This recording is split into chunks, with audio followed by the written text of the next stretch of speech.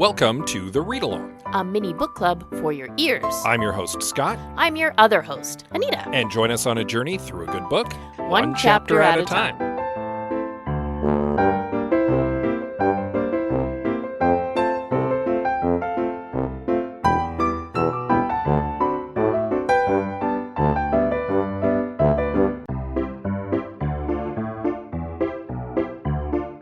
Do you like talking about movies? Do you like talking about mediocre movies? Do you like talking about how you could have fixed mediocre movies? Well, I certainly do, and you can listen to me, Scott C. Bourgeois, along with my co-hosts Greg Beaver and Liam Creswick, as we give our notes, and I have some notes. You can follow it now on your podcatcher of choice, or support it by visiting patreon.com/IHaveSomeNotes.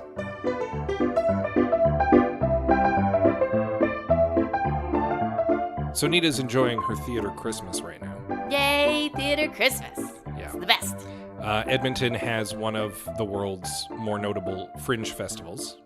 And if you don't know, a fringe festival is a festival of small theatrical works. A bunch of plays, street performers usually, artistic things. Yeah, the concept is that it's a festival that allows smaller productions that would not normally get an opportunity to go up on a stage, an opportunity to go up on a stage. Yeah. And so you get a whole bunch of like weird, experimental, or just very ambitious stuff. Yeah. That you wouldn't normally get an opportunity to enjoy. And so it's a good time. Yeah. Most fringe shows are short, one-act, small cast shows. Yeah, well, because generally speaking, they want to recoup the cost at the very least. So you want to keep it small and do something fairly easy. Yeah, I like it. It is theater Christmas, in Edmonton especially, because our fringe is kind of a big deal. Yeah, and I mean, we run in theater circles, so oftentimes many of our friends are doing shows, so they're around the grounds regularly. There's stuff going on, so it's an opportunity to hang out. Yeah. Spend time with friends, see shows, see our friends' shows. Yeah, see our friends' shows, watch our friends perform. It's really great. I love it. I try to go as much as I can every year. It's theater Christmas, like Scott said. And we're right in the middle of it right now. And I'm excited. So I know that there are other fringe festivals around the world, famously one in the UK, which is where this book is set. You may have heard of it if you are at all theatrical. Little interesting touchstone between Edmonton and I suppose Edinburgh in the case of the Edinburgh Fringe being the big fringe festival over there. That's kind of a segue then to talking about the UK where our novel takes place. You can do it. Yeah. I mean, they're not currently in the book, they're not celebrating the fringe. They're celebrating the Queen, who is getting feted because it is her birthday times. And brief recap of our previous chapter in which the Queen is feted because it is her birthday times. Yes, indeed. We get one little piece of case information, and then we carry on with birthday times. Yeah, and that leads us basically directly into Chapter 19 of The Windsor Knot by S.J. Bennett.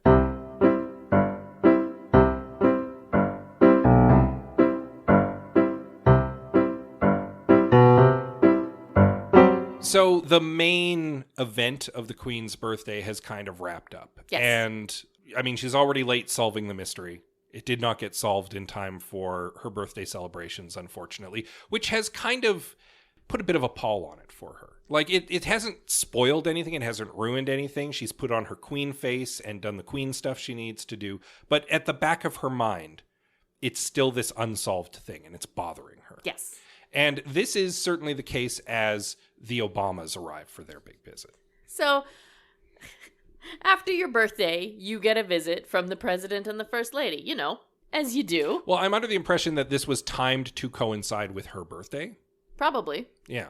Like, it's a state visit that was to also celebrate her birthday. Yeah. Yeah. As you do. Yeah. So it's a big to-do. There's security details and things need to get sorted out and whatnot. And the Queen does have the opportunity to spend a little bit of time with Michelle Obama. Yeah.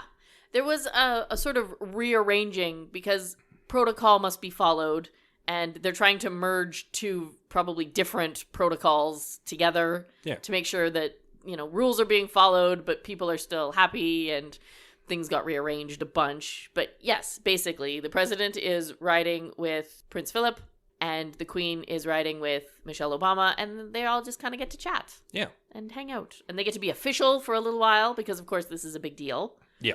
Right? The cameras and newsmen are everywhere. Well, and the Queen actually reflects for a moment that it's kind of nice for there to be another woman there who the paparazzi are more interested in getting pictures of. Yes.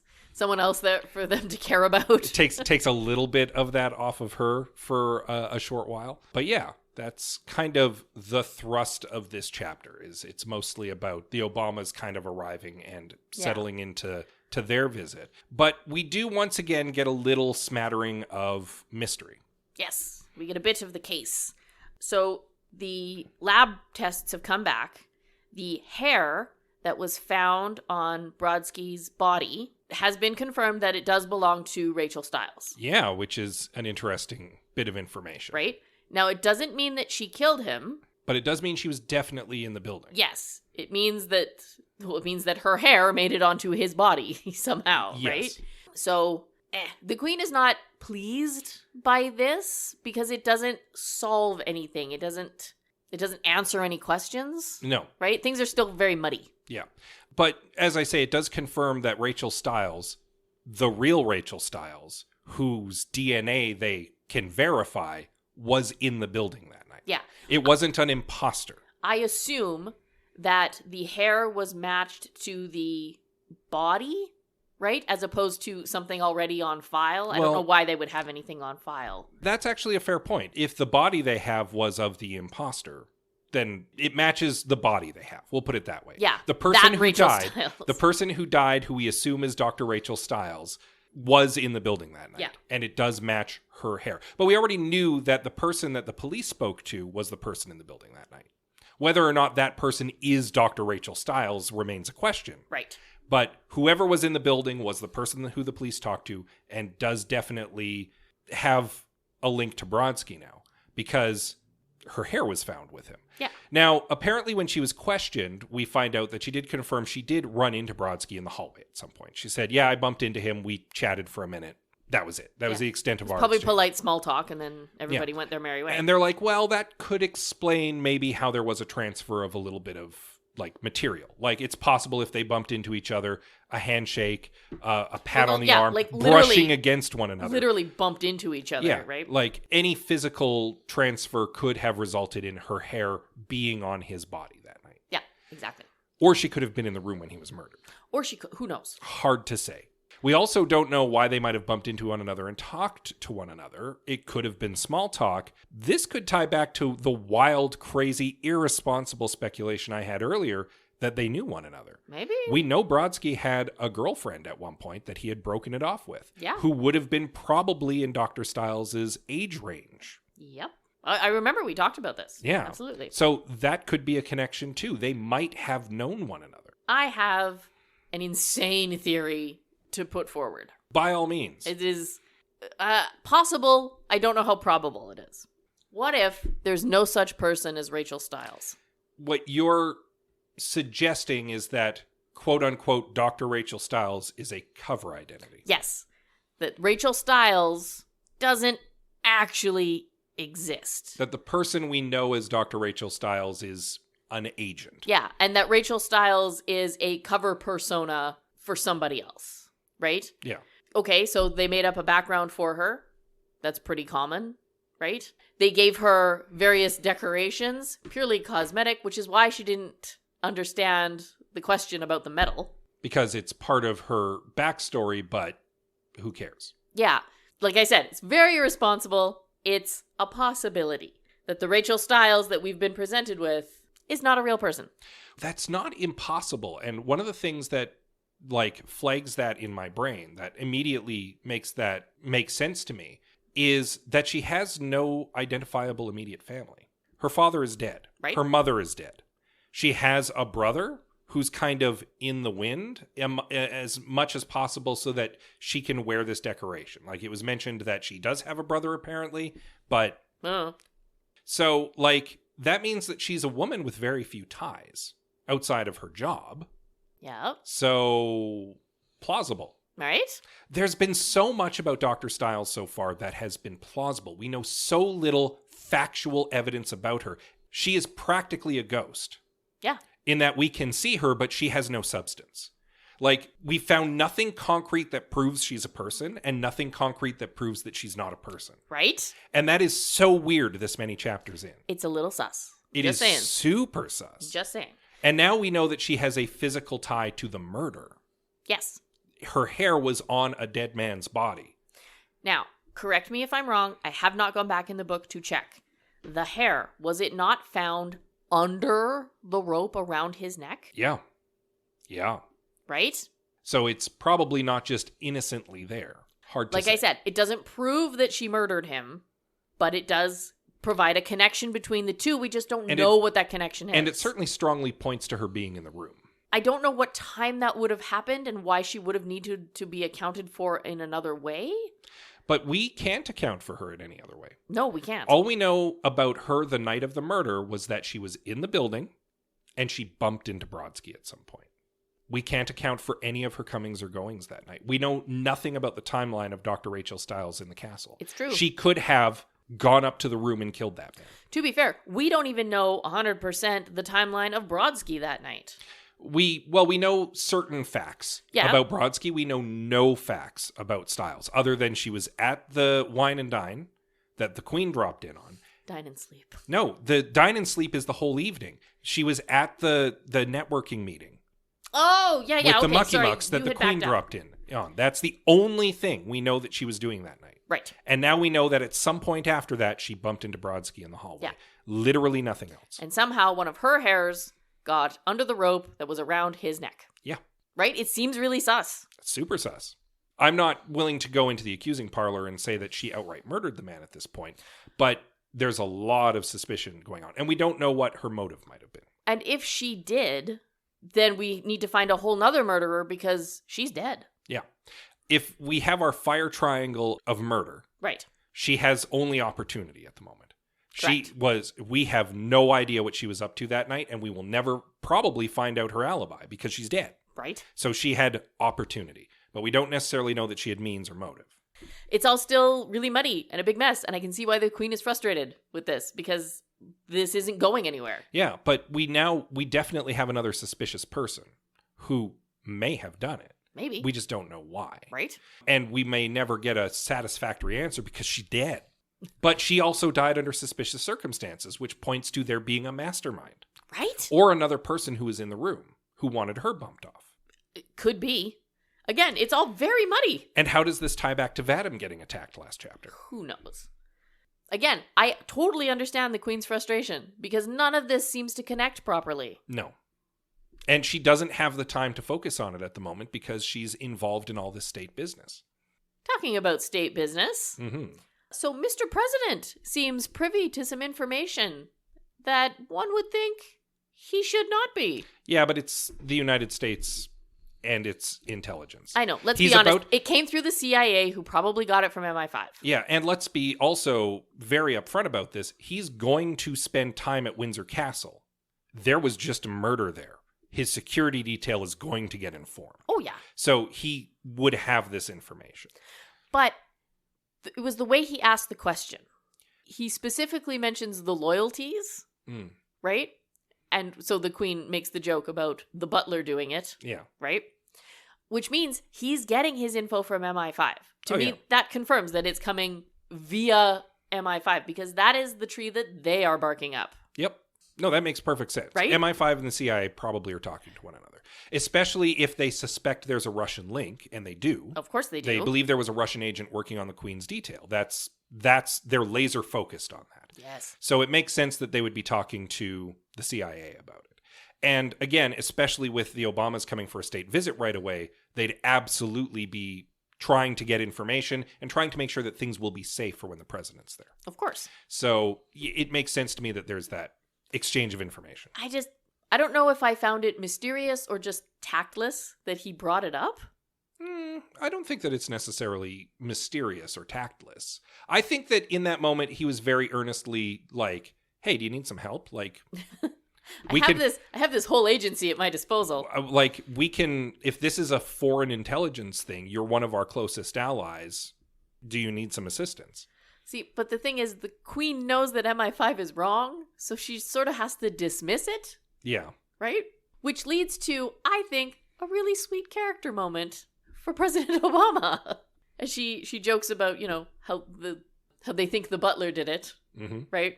And then we switch, in one paragraph, we switch into his point of view and his reflections on, like, where he came from and what he's gone through to get where he is and the appreciation that he has for the people around him. Mm-hmm. And it was this really nice connection that I made between the two of them, even if they didn't make it. She doesn't outright say, I don't believe MI5 is right. No, goodness, But the subtext of the way she words it is very much like, I trust my people. And Barack Obama's reply is, I also trust my people. Like, he's agreeing with her there. Yeah. He's picking up what she's laying down, is basically what I think is going on there. It was just, it was an unusual situation that led to what I thought was a very nice moment. Yeah. And that's right where our chapter ends. Yeah, or if anything, it's a shorter chapter than last chapter. It was, like maybe 3 pages long? It was short and sweet. We got a teeny little tidbit of information. I actually appreciate that the last 2 chapters have been rather short. Despite the fact that they are going over the Queen's kind of itinerary during this birthday celebration she's going through, and it's the backdrop of this mystery, I appreciate that S.J. Bennett isn't, and I bear with me when I say this, isn't wasting our time with it. Yes. She's acknowledging that this is the backdrop of our mystery. She's acknowledging that this is a good character beat for a little bit Rosie, for a lot for the Queen, who's our main detective. But at the same time, she's like, we're rushing past this. You're seeing it. It's happening. We're acknowledging it. But let's move on because we want to get back to the mystery. Yeah. The mystery's the meat of the story. Yeah, get back to the good parts. So there's been a little bit of drip of some new information just to keep us on the hook. But otherwise, we're kind of like moving past it quick so that we can get back into the meat of things. Yeah. And I appreciate that. Me too. Yeah. Also, realistically, the Queen would have to stop her investigation to Queen for a little while. Indeed. Right? Like she didn't meet her self-imposed deadline, and if anything, this is her punishment for it, is that she has to do all this stuff while the mystery is still niggling away at the back of her mind. But this is very slice of life in the life of a royal. Yeah. Right? So, yeah, realistically, this is what would happen. And you're right. She's kept it short and sweet. And yes, we acknowledge it. Yes, we move on. I like it too. I'm excited to get back to the mystery. Indeed. I really want to see how all this connects because right now it makes no sense to me. I feel like it's starting to come together a bit. We now have a very definite link between Dr. Stiles and Brodsky, and that's hard to just ignore. And that strongly implies that the 2 deaths are not completely unconnected. So that, if anything, that is a huge break because that means, there's a link here. Dr. Stiles' death and Brodsky's death, something's going on there. Yeah. It's not 2 completely unrelated things. I feel like that's a linchpin that we should. So that hair being Dr. Stiles' hair, that's huge. That's actually a huge break. Even if it doesn't seem like it in the moment because she hasn't had an opportunity to really process it all because there's all this stuff going on. That is actually huge information. There's more. There's got to be more. There's more coming. There's like a big linchpin coming. I feel like there's going to be a break in the case coming right away. I hope so. She deserves one. She does deserve one. We actually, there was a little social media exchange with S.J. Bennett. She had listened to a couple episodes back. She had listened to it because it was one of her favorite chapters in the book and she wanted to hear what we had to say. And she then chimed in on social media mentioning that was one of her favorite chapters. It was the chapter that was the information that had kind of created the mystery in her mind. Like that was the core clue that to her made the whole mystery unfold. Yeah. And she admitted though afterwards, like, I just wish that I hadn't given the Queen such a hard time in that moment because she's having a real bad time during that particular chapter because all of her theories are coming up with dead ends and stuff. But that does mean that we can get confirmed that there's a core clue a few chapters ago. Oh, yeah. Like a big linchpin clue that we hopefully caught. So I guess we'll find out. I think it all hinges on that medal. Certainly the Queen feels that it hinges on that medal. There's something about Dr. Stiles not knowing Yep. what that medal was about, that is key to this investigation. Yep. And you might be hitting very, very close to the mark when you say that it's possible that Dr. Rachel Stiles isn't a real person, that it was a cover identity for someone else, an agent. Yeah. That there was a spy in the building that night, but it wasn't on the Queen's detail. It was right under MI5's nose, in fact. Yeah. I don't know. We'll see. We'll see what happens. Yeah. I'm excited to find out. Indeed. But we'll wrap it up there. Another kind of shortish episode, but again, another very short chapter. And I feel like we chewed over quite a bit of it, actually. I hope we didn't talk in too many circles. Indeed. So you'll want to read up on chapter 20 in time for next week. Yes. And in the meantime, of course, you can always give us a little rating and a review. We appreciate those. Absolutely, we do. You can also reach out to us on that social media. Yes. We are on the app formerly known as Twitter, Facebook, Instagram, and Goodreads. We are at The Read Along on most of those, so you can find us like that. Yeah, you can also reach out to us via email. Oh yes, please do. We are thereadalong@gmail.com. And with that said, as always, we love you very much, and we'll see you next time. More queening.